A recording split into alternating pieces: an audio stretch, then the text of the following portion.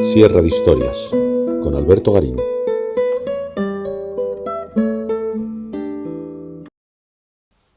Jean Fouquet es uno de los artistas franceses más interesantes del siglo XV. Cuando tenía poco más de 30 años, sabemos que estuvo en Italia a mediados de ese siglo XV, donde entró a trabajar al servicio de los papas. Poco tiempo después, regresó a su Tours natal, y hasta allí llegaron miembros distinguidos de la corte francesa a hacerle sus encargos artísticos. En algunos retratos pareciera que seguía las modas clásicas que se habían puesto en marcha en Italia, pero en otras ocasiones queda apegado a otras tradiciones más propias del mundo medieval francés.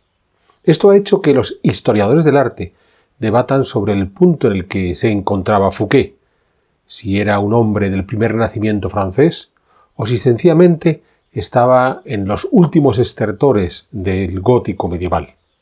En realidad, cuando Fouquet hizo sus obras de arte, no sabía que los historiadores del arte, 400 años después, se inventarían términos como renacimiento o gótico, y sencillamente Fouquet supo ajustarse a los gustos de su clientela, y aquellos que querían modas italianas les pintaba según esas modas, y mayoritariamente para los clientes que querían seguir apegados a las tradiciones medievales locales, siguió esas tradiciones medievales, porque al final los artistas se expresan tal cual sus clientes les van a requerir que lo hagan, y no acomodándose a los gustos de los historiadores del arte muchos siglos después.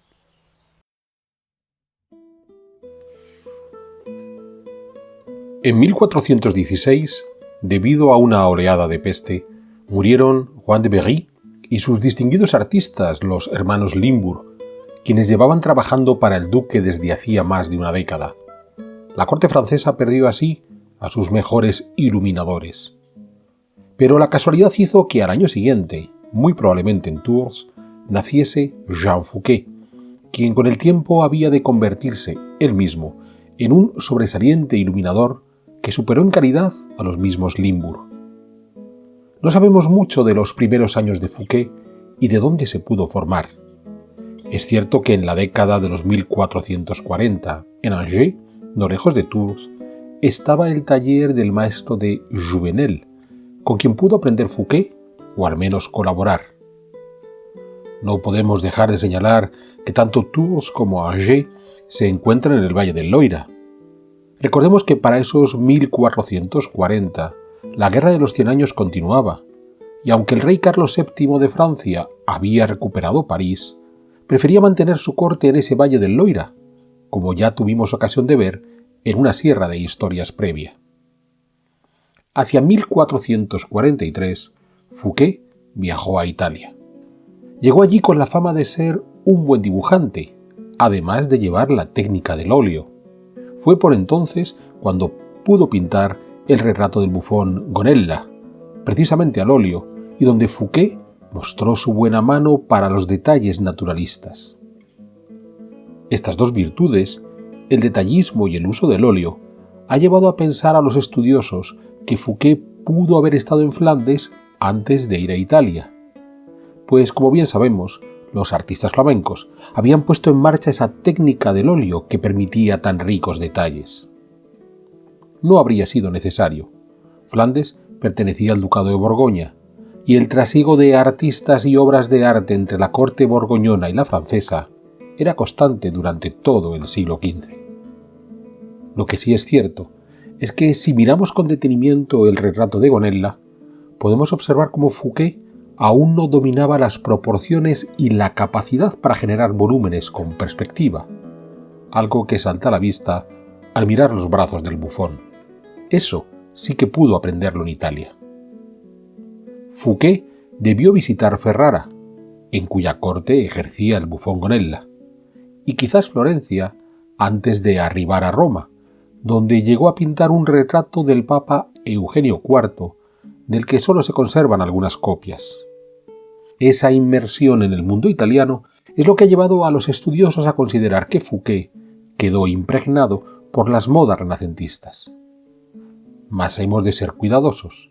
Es cierto que el Papa Eugenio IV estaba tratando de recuperar Roma tras el largo abandono provocado por el exilio en Aviñón y el cisma posterior, y que en esa recuperación se estaban utilizando algunas de las novedades artísticas de raíz clásica que se habían puesto de moda en Florencia.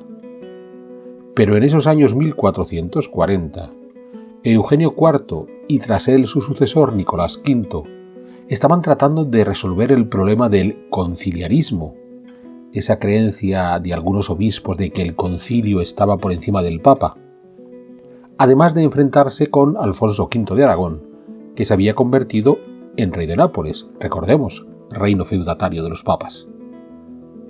Así que las reformas en Roma se llevaban con lentitud y en ellas intervinieron tanto insignes artistas florentinos que ya apuntaban al Renacimiento, como Fra Angelico, con quien trató Fouquet y con quien quizás llegó a colaborar, como otros artistas más apegados a las tradiciones medievales, como Antonio Vivarini o Bartolomeo di Tommaso, de modo que la lección que pudo sacar Fouquet de Roma es que el buen artista había de saber adaptarse a los diferentes gustos de los clientes. Para 1448, Fouquet estaba de vuelta en Tours, donde habría de pasar ya el resto de su vida, si bien es cierto que llegó a realizar algunos viajes, por solicitud de sus mecenas, por otras ciudades del Valle del Loira o hasta París, a petición del rey. Hemos de insistir en este punto. La inestabilidad de la Guerra de los 100 años, y concluida esta, el resquemor de los reyes de Francia hacia París, provocó que la principal actividad artística de estas décadas centrales del siglo XV se produjese en el Valle del Loira, una situación que no habría de cambiar hasta bien avanzado el reinado de Francisco I. Desde su vuelta a Francia, Fouquet contó con el favor real, como podemos ver a través del retrato que le hizo a Carlos VII, un cuadro donde vemos al monarca de medio cuerpo y con el rostro en 3/4. Los detalles son muy precisos, pero el espacio no está muy logrado, como si las soluciones italianas no hubieran cuajado y Fouquet siguiera pintando como podíamos ver en las miniaturas de los Limbourg. Ese favor real provocó que otros miembros de la corte solicitasen los servicios de Fouquet, destacando el caso de Étienne Chevalier. En 1452, cuando contaba con 42 años de edad y tras 2 décadas al servicio de Carlos VII, Étienne Chevalier fue nombrado tesorero real. Chevalier era un hombre de la absoluta confianza del monarca, hasta el punto de que había sido la persona encargada de resolver las últimas voluntades de Agnès Sorel, la amante oficial de Carlos VII, que había fallecido en 1450. En la cumbre de su carrera, y por tanto con suficientes fondos, Chevalier se atrevió a encargarle a Fouquet una serie de obras de arte, entre las que destaca un díptico para la colegiata de Nuestra Señora de Melun, localidad natal de Chevalier, una obra realizada entre 1452 y 1456. Este díptico, de 1,20 metros de alto y 2,24 metros de ancho, está formado, como su nombre indica, por 2 imágenes.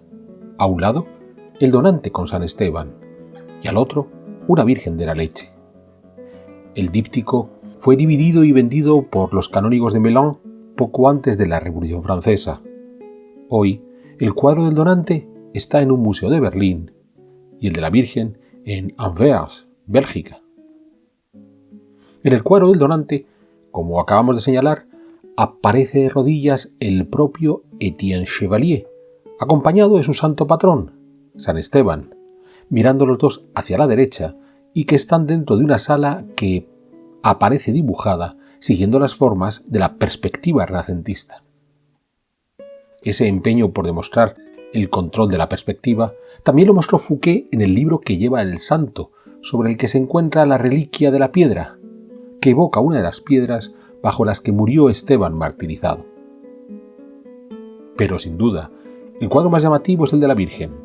Aquí aparece María sentada en un trono y sobre su rodilla izquierda se encuentra colocado un niño Jesús desnudo que mira y señala hacia el cuadro del donante.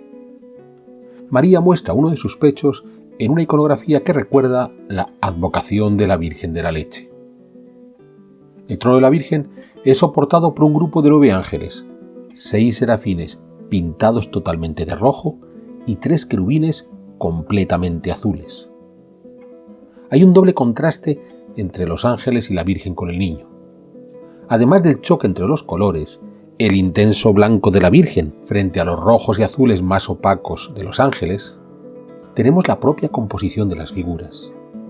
Los ángeles tienen una volumetría más plana, propia de los dibujos de las miniaturas, una forma de pintar que también se evidencia en los detalles de las joyas del trono. Por el contrario, la Virgen y el niño se articulan a partir de escorzos bien trabajados, retomando así las soluciones que Fouquet pudo aprender en Italia. Si nos detenemos a analizar la figura de la Virgen, es una mujer joven, coronada y con la frente descubierta, algo favorecido por el tipo de corte de pelo, aunque lleva un velo casi transparente cubriéndole el rostro. Dentro de un corpiño blanco ofrece unos pechos abundantes, perfectamente esférico el que se muestra desnudo.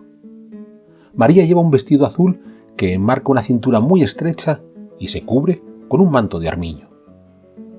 Los ropajes son muy ricos y el peinado corresponde a la época, pero la figura está totalmente idealizada, más si recordamos esas figuras veraces que vimos en la sierra de historias dedicadas a los vientres femeninos. Esa idealización de la figura, acentuada por los tonos nacarados de María y Jesús en contraste con los colores irreales de los ángeles, pretenden hacernos ver que estamos ante una visión sobrenatural. Es decir, Fouquet decidió distinguir el plano humano de Etienne Chevalier del plano divino de la Virgen, con ese contraste entre lo veraz, Chevalier, y lo idealizado, María. Podríamos preguntarnos entonces por qué San Esteban está junto a Chevalier. Pero aquí Fouquet pretendía mostrar cómo los santos acompañan a los hombres en la vida cotidiana, precisamente para que les ayuden a alcanzar ese mundo divino. Se ha debatido si el rostro de la Virgen María podría corresponder a Agnès Sorel, aquella amante de Carlos VII, fallecida en 1450, y para quien Chevalier actuó como ejecutor de sus últimas voluntades. Pudiera ser, con lo que Fouquet habría aceptado la imagen de Sorel como la de la belleza perfecta, por tanto aceptable para representar a la Virgen. Pero aún así, sería una visión idealizada de Sorel, y no un retrato fidedigno de la fallecida. De ahí el empeño de Fouquet en ser radical con los colores o el talle y el pecho de la dama. Este complejo ejercicio artístico que hizo Fouquet en Melun, donde apelaba a soluciones clásicas a la hora de crear los espacios en torno a San Esteban o las figuras de la Virgen y el Niño, mientras se guiaba por soluciones medievales que oponían lo veraz a lo idealizado, va a contrastar con el otro gran trabajo que Fouquet hizo para Chevalier, el Libro de Horas de Etienne Chevalier, elaborado entre 1452 y 1460 y del que solo se conservan 49 páginas, de las cuales 47 están iluminadas. En este Libro de Horas, Fouquet retomó y mejoró las formas de los mejores iluminadores, con imágenes que narran historias muy abigarradas, cierto que sobre fondos reales, pero en los que transcurren eventos bíblicos, donde los personajes se amontonan, aunque hay sitio para los detalles, como esa adoración de los magos en donde el propio Chevalier es quien se arrodilla frente a la Virgen, dejando a los Reyes Magos en una posición secundaria. Obviamente, Fouquet no podía olvidarse por completo de lo aprendido en Italia. En la imagen de los desposorios de la Virgen, dibuja un templo de Jerusalén, columnas salomónicas incluidas, con aires clásicos, pero un tanto desproporcionados. Por cierto, la Virgen tiene un poco de barriguita, aunque sabemos bien que en ese momento aún no estaba embarazada. A partir de entonces, el trabajo de Fouquet se dividirá entre encargos de retratos por parte de los pudientes cercanos a la corte y numerosas miniaturas que irán a ornamentar nuevos libros de horas para esos pudientes. De todos estos trabajos, queremos destacar 2 libros históricos. Por un lado, Las grandes crónicas de Francia, un texto encargado en los 1420, posiblemente por Carlos VII, que quiso una historia oficial de Francia que privilegiase a los reyes Capeto y a sus sucesores los Valois frente a las ambiciones inglesas. Lo interesante de este libro es que unos 25 años más tarde, el propio rey, o quizás uno de sus cortesanos, por ejemplo Etienne Chevalier, le pidió a Fouquet que ilustrase las historias contadas. Obviamente, Fouquet hubo de inventarse buena parte de los cuadros, imaginando los rostros de los reyes y asumiendo cómo podían ser sus cortes, quizás tras examinar algunas obras de arte de los siglos previos. Pero lo más curioso es que nos encontramos ante una historia de Francia que en gran medida se convirtió en la versión oficial, hasta el punto de que nosotros mismos, en las sierras de historias, cuando hemos hablado de la historia de la Francia medieval, a la hora de ilustrarla, hemos recurrido a estas miniaturas de Fouquet. El otro gran libro de historia fue el de las Antigüedades Judías de Flavio Josefo, que Fouquet ilustró a partir de 1470, y donde la imaginación que puso para recrear la historia antigua de los judíos fue aún mayor que con las crónicas de Francia, si bien siempre ajustándose a las técnicas propias de los miniaturistas. Escenarios que pueden recordar la Francia del XV, muchos personajes y muy abigarrados, pero también una gran profusión de detalles. De todas estas miniaturas dedicadas a la obra de Flavio Josefo, una de las más interesantes es la construcción del Templo de Jerusalén siguiendo las órdenes del rey Salomón. En realidad, Fouquet dibujó un templo gótico en obras, dando una gran cantidad de detalles sobre el propio proceso de la construcción medieval que han sido ampliamente aprovechados por los historiadores. Pero mientras llevaba a cabo estas innumerables miniaturas, Fouquet no abandonó su actividad como retratista, donde se esforzó por lograr un realismo mayor y con más profundidad del que aplicaba a sus libros iluminados. Un buen ejemplo es el posible retrato del rey Luis XI, hijo de Carlos VIII, elaborado hacia 1475. Aún es posible que, además de iluminar libros y pintar retratos, Fouquet realizase grandes cuadros del estilo del díptico de Melun, y aquí entraría La Piedad de Noailles, un cuadro complejo en tanto en cuanto no es clara ni su cronología, entre 1460 y 1480, ni quién fue el donante que aparece retratado a la derecha de la obra, ni siquiera la autoría de los personajes, pues todo apunta que hubo varias manos, la de Fouquet y posiblemente las de otros miembros de su taller. Jean Fouquet murió hacia 1481. Pese a lo revolucionario de algunas de sus obras, como el díptico de Melun, su principal legado quedó a través de sus miniaturas, pues de nuevo, al estar incluidas en libros que se movían con cierta facilidad, pudieron influir en otros artistas de su tiempo. Porque es cierto que su paso por Italia le permitió desarrollar algunas soluciones novedosas, sobre todo en la forma de configurar el espacio o el volumen de las figuras. Pero el impacto de sus miniaturas, tal como acabamos de decir, fue mayor. Con todo, que Fouquet apostase por las formas medievales o las formas clásicas pareció responder más a los gustos de sus clientes, incluso con casos como el de Etienne Chevalier, que podía querer algo más italiano para un díptico para una iglesia, mientras optaba por las tradiciones medievales para sus libros de horas. Porque al final, la virtud de Fouquet no es que fuera capaz de adaptarse a las querencias de su mercado, sino que sobre todo tenía la capacidad de ofrecer a ese mercado lo que él le solicitaba, fuera lo que fuese, con una calidad exquisita.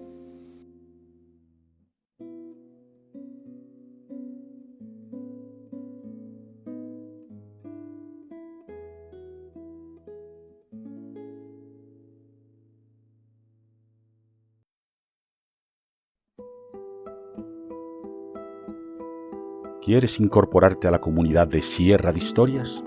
Pulsa el botón Unirme, apóyanos con tu contribución y conviértete en miembro de nuestro canal.